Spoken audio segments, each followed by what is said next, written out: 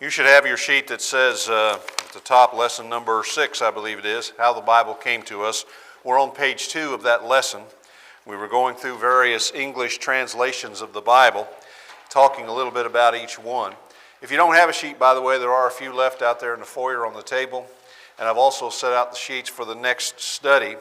We're going to start a class on Bible interpretation. I think that'd be a good follow-up to this. And so the opening sheets for that are out there on the table as well. On page 2, we were going through these various English translations. These we've already covered, but just kind of get you a feel for English translations long before the King James Version. Now, some people think that's the only one, and there were many before the King James Version. In fact, all of these, as we noted last Wednesday night, they all build on each other. There was the work of Wycliffe in 1382, then Tyndale, then Miles Coverdale, then Matthews, then the Great Bible. It was called the Great Bible because of the size of its pages, 15 by 9. That's a pretty good sized Bible, pretty hefty, almost like what we would call today a pulpit Bible. And then moving on from that, the Geneva Bible, which was a very, very popular version. In fact, there's a revival of interest in that right now. I was noticing some ads on that the other day. In 1560, the Bishop's Bible came along, and that's where we left off last week. Now, if you're on page 2, we're about middle ways down the page there. The Bishop's Bible was called that because it was made for bishops, and it was a revision of the Great Bible. Notice how all of these build upon the other. They're all revisions of revisions. And the same thing is true of the King James Version when we get to it. The next version, this is where we left off, the Douay version, was made about 1609, 1610, and that is a Catholic translation. And remember we said earlier, when people began making translations into English, how did the Catholics feel about that? They were not happy. They killed people over this. They burned people at the stake over this, over translating the Bible into the English language. They wanted to keep it in Latin. They did not want it to be translated into the common tongue of any of the nations around, and so they opposed it greatly. But when these translations, as we said, we've gone through about 7 of them already, and when they start gaining in popularity and people are reading them, they kind of feel the pressure a little bit, you might say, to come out with one of their own, one that they could put their stamp of approval on. Does anybody know what an imprimatur is? An imprimatur is if you look inside of a book, it's a little like a little stamp, and it means that it's approved for reading by Catholics. How's that for censorship? It's approved for, if you don't have the imprimatur, then the Catholics don't really want you reading it. But if it has an imprimatur, it means it's approved for reading by Catholics. So this would be a Bible that would have the stamp of approval of the Catholic Church. It's called the Douay version. You can still buy that today. A lot of these are on sale. A lot of Catholics use it. But it was a translation made from the Latin Vulgate. It wasn't from the original Greek and Hebrew. But they felt the pressure from the Reformation and all these other people who were making English translations, so they caved in and gave one to the people that they could approve, that they could put their stamp of approval on. This probably would have had the Apocrypha in it. We talked about the Apocrypha a few lessons back because I think that was approved by the 1500s, somewhere in the 1500s. So this is early 1600s. So this probably would have had the Apocrypha in it. If not then certainly now it will have it in there. And then finally, the King James Version comes along. So as we said at the beginning, it was not the first, it was not the last, it's not the best, and it's not the only. There were many, many, many translations of the Bible before we ever got to the King James Version. And in fact, when the King James Version came out, people opposed it, just like people oppose new translations today. What do we need one of them newfangled translations for? We already got the Wycliffe Bible or the Geneva Bible or the Bishop. Why do we need another translation? So it's the same old that you hear today, you heard back then. And it was ordered by King James. That's why, by the way, it's called the authorized version. It means he authorized or commissioned the translation to be made. It doesn't mean it was authorized by God. It means it was authorized by King James. He was the head of the Church of England, and he authorized that translation being made. It was made by 47 of England's best scholars, and it took 40 years before the King James Version overtook the Geneva Bible. Everybody wanted the Geneva Bible. And then when the King James come out, they're still sticking to the Geneva Bible. And it took 40 years before the King James Version actually gained the ascendancy and became the number one Bible of the land. So that's some interesting information that a lot of people don't know, a lot of people aren't aware of, but it is a fact. Now, there were some translations made between 1611 and 1881, but they're relatively insignificant. Probably the next significant version was the English Revised Version. We talked about that a little bit last week. That was in the late 1800s. They had discovered all those new manuscripts. Remember when we went over the manuscripts. They found some older manuscripts that they hadn't discovered before. Many more of them, and they were much older, which means they were closer to the time of the apostles. And so there was a need for a revision of the Bible. And so you have the English Revised Version. You have a lot of scholars. You ever hear us preachers talk about Joseph Henry Thayer as a Greek scholar. He was one of the ones involved in this English Revised Version.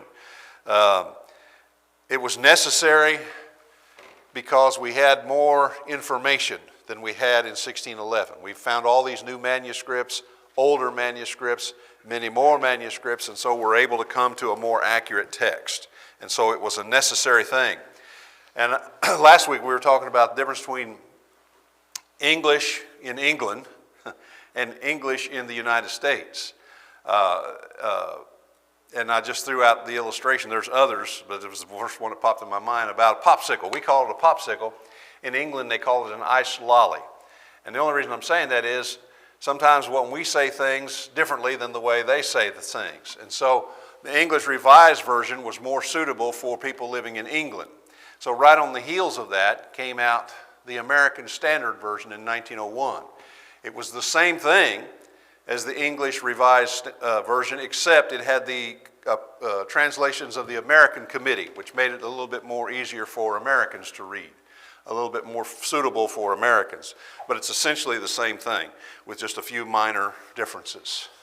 That was probably, and still is, by the way, no, you can't hardly find one anymore, but probably one of the most literal translations you will ever find. It's actually kind of hard to read. It's so literal, it almost sounds like you're reading Greek when you read it because the word order is different and it's just peculiar to read. But it reigned supreme for a long time as probably the most accurate, literal translation around. It was eclipsed later on by the New American Standard Bible. That's the one that Brother Keith uses, and we'll talk about it in a moment. But American Standard Version. And then about the mid-1940s, they came up with the Revised Standard Version. That thing fell under a lot of bad press, bad publicity, because of one passage, basically. Isaiah 7:14, instead of translating version, it translated maiden. And that just kind of stopped it dead in its tracks, and nobody wanted it.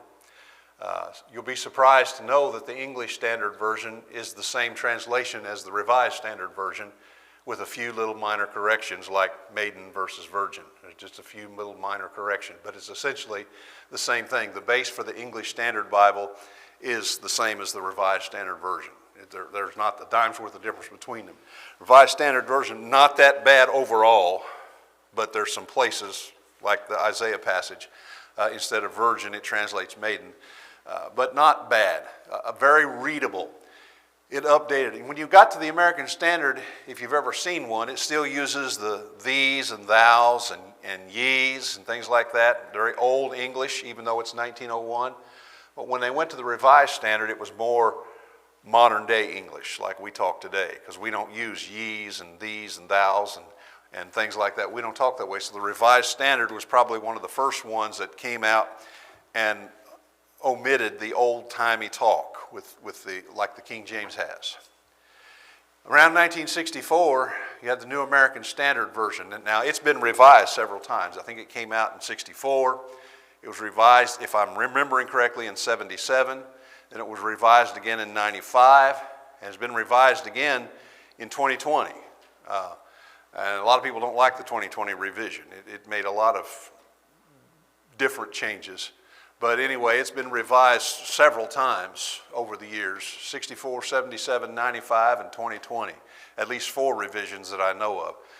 It was a revision, notice New American Standard versus American Standard. It was a revision of the American Standard Bible. It took out the ye's and the thous and all that stuff and made it into modern English.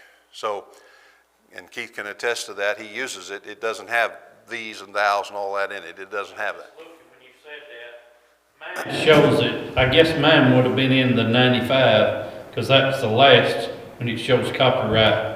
Okay, so yours is a 1995 edition? I guess it'd been the 95 revision. Okay. And a lot of people really like that one. A lot of people like the 1995 edition, but the 2020 has fallen under a lot of criticism for various reasons. But anyway, it's been revised about 4 times, but it's one of the most literal that you can get. It's very good. But like I said, with every Bible, there's problems with every translation because they're made by men. And every Bible has little things that you just kind of, you know, I don't care which one it is, you just kind of grunt at it a little bit. But you want something that's as close as possible, and that would certainly be one of them. Well, about the virgins, some versions say maidens there, don't they? Yeah. Yeah. They use the word maiden instead of virgins. I don't remember if this one does or not, but I know some versions. You know, now that you mention it, I kind of said yeah, but now I'm not sure I remember that. I think some of them say virgins. The 10 maidens instead of the 10 virgins. I can't remember where that's at. It's Matthew 25. 25. See what yours says real quick while we're thinking about it.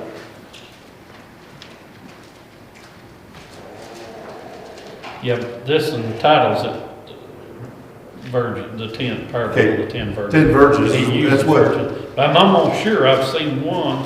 It I says can't remember maidens. which one that said maidens. There could be one out there that does. But I may be wrong, but I thought Yeah, that well, said that. I wouldn't be a bit surprised. There could very well be one that says the 10 maidens. In the NIV, it also fell under a lot of criticism, some of it justifiably so. In the Bible, there's this word flesh. We talk about it a lot, the flesh and the spirit, the works of the flesh. And in the NIV, they rendered it sinful nature. Now you can see how prejudicial that is, because it sounds like you were born with a sinful nature. Now, sinful nature can actually be interpreted in more than one way. We have a sinful nature not born with, but acquired by our lifestyle. That's what Paul said in Ephesians 2. We were by nature children of wrath, not birth nature, but habit nature, practice nature. It become our habit. But it fell under a lot of criticism for things like that.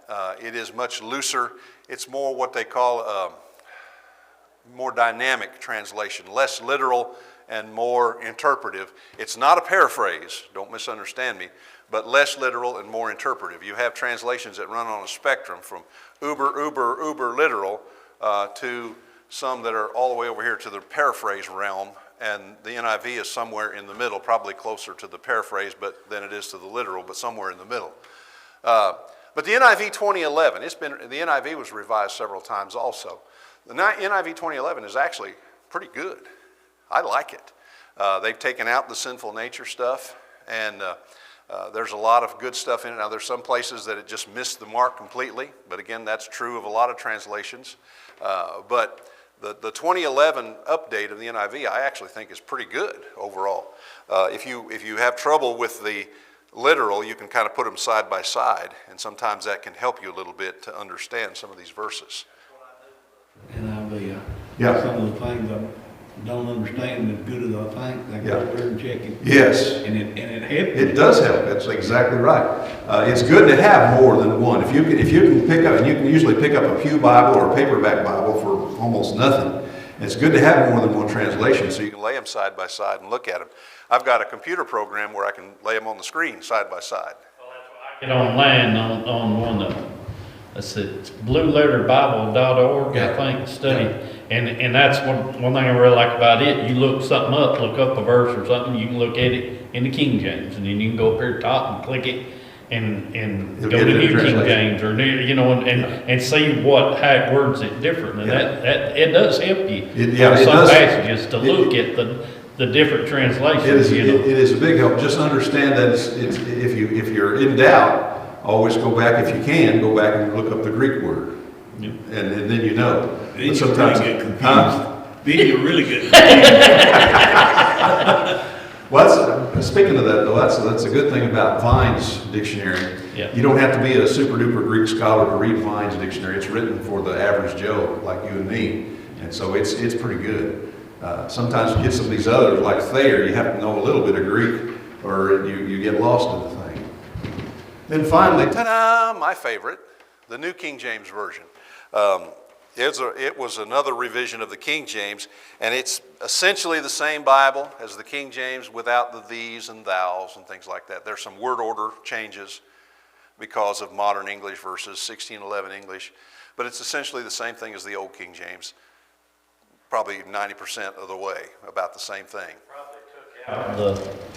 The Easter passage. yeah, they did. You know, They translated changed it that correctly word, with right? Passover. Yes, they translated it correctly with Passover. And what is it? The word hell for Hades. Hades Yep. and Sheol or something. Yeah, Sometimes yeah. it's in the old King James. And that's another nice thing about the New King James. It corrects a lot of those mistakes like that in the Old King James. It corrects the Easter. It corrects the hell versus Hades.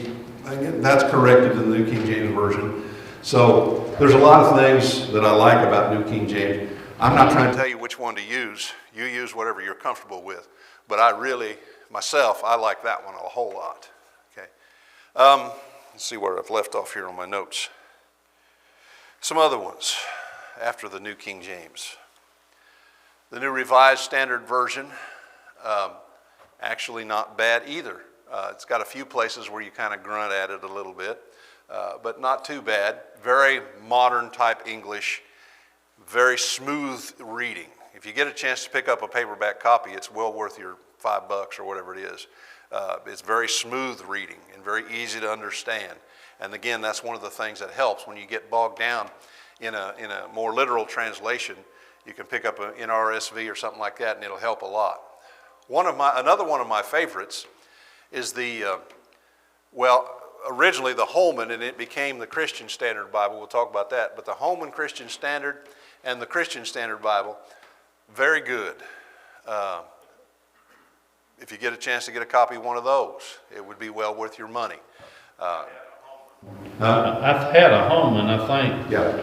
before I got the first New American Standard that I went to using, not this Yeah. one, but I think first. But I liked reading it.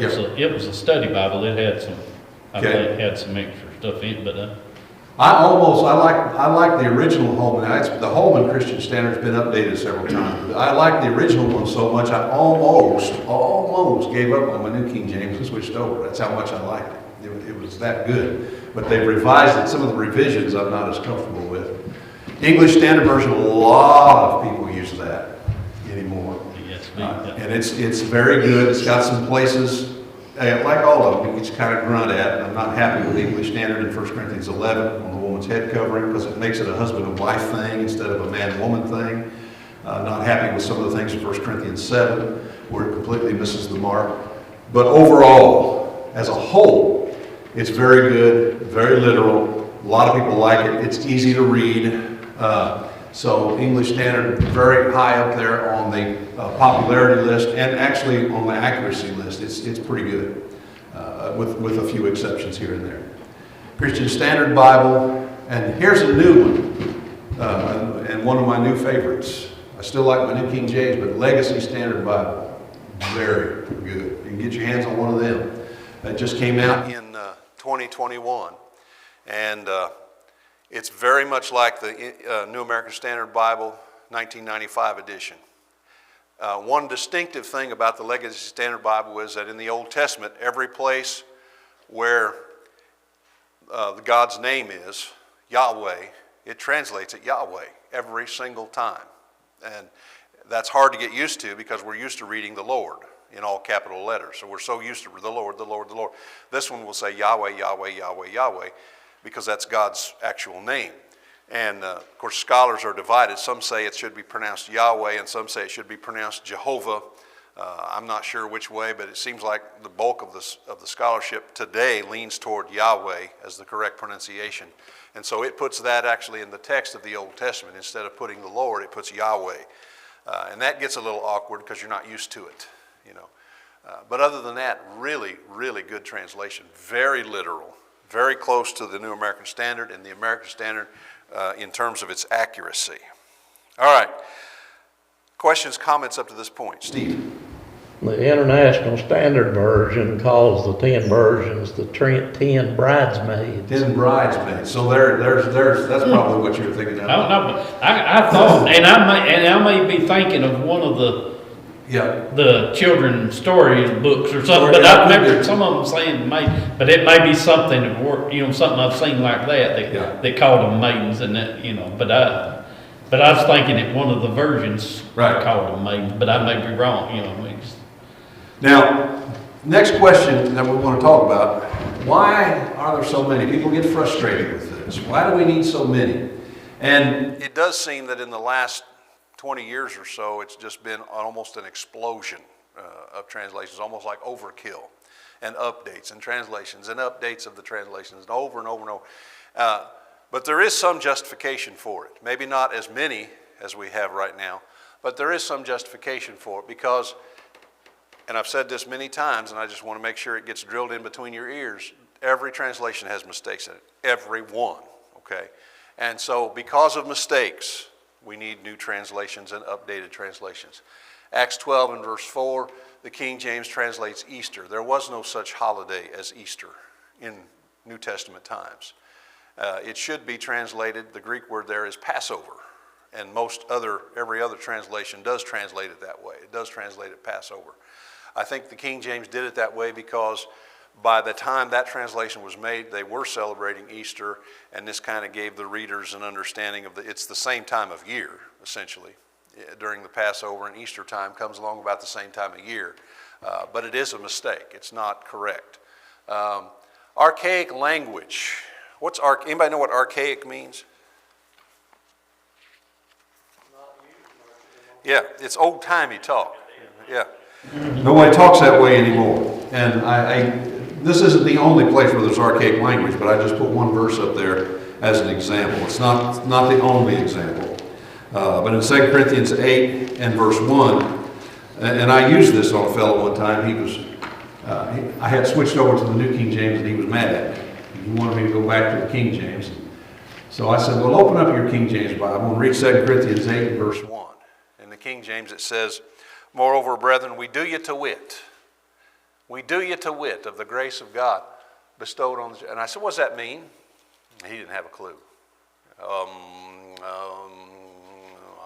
He finally said, I don't know. I said, well, let me read it to you in my New King James. We make known to you. See how much clearer that is? And there's nothing wrong with we do you to wit, except that we don't talk that way anymore. Okay, that's the way they talked in 1611. We don't talk that way anymore. If I said that to you, you'd look at me like I was crazy. If on a daily normal conversation, if I said, we do you to wit, you'd look at me like, what's he talking about? So nobody talks that way anymore. So in the Old King James Version, there's a lot of archaic language. Here's another one in Acts 28, and I think I may have mentioned this the other day. Acts 28, when they were sailing toward Rome, I find the verse here, Acts 28 and verse 13. It says, from there we circled around and reached Rhegium. In the Old King James it says we fetched a compass. Who talks that way? We fetched a compass, you know. Well, I'm going to go around Long Creek Road. We're going to fetch a compass. And everybody look at me like I'm crazy. You circle around. Well, circle around is a lot clearer than we fetched a compass. Now, in 1611, we fetched a compass made perfect sense to those people. It's not wrong. It's just outdated. Nobody talks that way anymore. That's the point. Words change meanings. That's another thing. In 1 Thessalonians 4,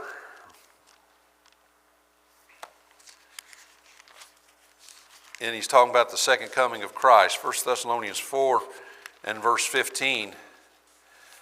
This we say to you by the word of the Lord, that we who are alive and remain until the coming of the Lord will by no means precede. The old King James says prevent.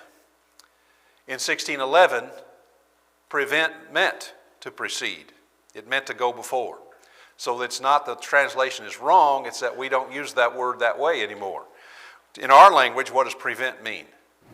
Keep from. To hinder, yeah, to stop, yeah, to hinder or stop. That's not what he's saying. He's saying there, will by no means Precede, that is, go before. We're not going to go before those who are asleep. And so, because of that, if you read the Old King James, you might get the idea, reading the word prevent, that he's talking about hindering. We're not going to hinder. That's not what he's saying at all. And so if you don't know that, if you're not familiar with the King's English, you would draw the wrong conclusion reading that verse, and you wouldn't understand what's being said there. And so that's another reason why you have updated translations, to clarify things like that. New information on languages. Scholars are continuing to study more and more, digging in more and more to the ancient languages, learning more about them, and they get more insight on how to translate. That helps, that's needful. New manuscript discoveries, and I mentioned those ones they really discovered back in the late 1800s. That's probably the biggest bunch of discoveries they made, but there's been some since then as well. Because of that, I put DSS, Dead Sea Scrolls. That was 1947. That helped us update the Old Testament immensely, having access to that. And then to promote understanding. These are the reasons why we have new translations. That it's not a conspiracy. It's not trying to confuse people. It's a sincere effort on the part of scholars to expand our knowledge of the Bible. That's why I say to you, if you can have more than one translation in your home, power to you. You'll be much better off when you can compare different ones.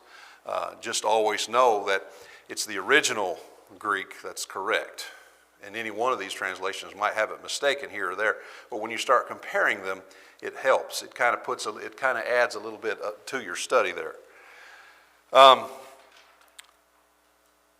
Back to page 3, I want to see if I can finish this up tonight. I don't know if I'll be able to or not. To promote understanding in the common language. You know, when the apostles spoke in tongues on Pentecost, what was the purpose of that? We hear every man in our own language. See, the Jews were gathered there from every nation under heaven. They all spoke their own language. They had their own dialects. And so when the apostles are speaking in tongues, they're able to communicate with every group there because they spoke to them in their own language. And you think about that as a principle. Same thing with translations. I don't speak German. I don't speak Greek. I don't speak Hebrew. So it's helpful to me to have an English translation on that same principle. See? And so it promotes understanding of the ancient languages. Since we don't read those languages, it helps us to have a translation. I wanted to show you some comparisons. I don't know, I've got about 5 or 6 minutes here. May not get through all these. Show you a comparison of some different translations. Here's Matthew 27, verse 37. Last week, I passed around that edition of the original 1611 King James. And how about that? They set o'er his head, his accusation written, this is Izviz, the king of the Jews. Now that's the way it would read to us. What they would read in 1611 is, and they set up over his head, his accusation written, this is Jesus, the king of the Jews. But language has changed. That's how much it's changed since 1611. That's the original 1611 edition. J was an I back then. U was a V. And that's why I told some of you last week, the letter U was actually a V, and then when you have a double V, they called it a double U, because in the old times that's what it really was, a double U. Okay? And then V was the U, so it's like it's reversed. You see the word, they set up over, O-U, over, O-U-E-R, over his head. And so this is how language has changed. This is why we need updated translations, because of things like this. Now, compare that to this. And they put over his head the accusation written against him. This is Jesus the King. See how much easier that is? New King James versus Old King James. And you can see how much clearly different that is, how much easier that is to read. And then there's the New Revised Standard Version. Over his head, they put the charge against him which read, "This is Jesus, the King of the Jews." Notice that it says exactly the same thing. The word order is different. The word order is different, a little bit more smooth, a little bit easier to read. But it's saying the same thing. It's not saying anything different. It's just saying it perhaps in a different way or in a different word order. Here's another one. 2 Corinthians 8, we talked about that. More brethren. Look at that. We, look how they spelled we. We, two E's. We do you to wit of the grace of God bestowed on the churches, capital C, of Macedonia. How that in great trial of affliction, the abundance of their joy, and their deepy poverty. Look how they spelled poverty. That's how you spelled it in 1611. Poverty. Abounded unto the riches of their liberality. That's the original 1611 translation. Compare that to the New Revised Standard. We want you to know, brothers and sisters, about the grace of God that's been granted to the churches of Macedonia. For during a severe ordeal of affliction, their abundant joy and their extreme poverty have overflowed in a wealth of generosity on their part. You see how smooth that is? It's saying exactly the same thing. But look how smooth that is, how much easier that is to read. This is why they have new translations. This is why they have so many. And you find something that really... try to find something as accurate as possible, but something that really works for you that is also at the same time very accurate. That's what you really want to do. Notice that all those translations that we put up there, they said the same thing, but they used different words or word order. Notice that the 1611 is too difficult to read. Now, what we put up there was written in modern type English script. If you had the kind of English script they had back then, it would make it even more complicated, because the letters, the way they made the letters, were formed a little bit differently too. Some of you noted when you saw the word apostle, it looked like apostol, because the S looked like a great big F. Did you notice that? The apostles. And so it's very difficult to read. Notice how various translations can clarify. That's the point. That's why they make different translations. We should not fear scholarly translations. These are the ones that are very scholarly, very well done. Some are better than others, okay? King James, New King James, American Standard, New American Standard, very good. You get on out to NIV, NRSV, still good, but a little bit more interpretive than literal.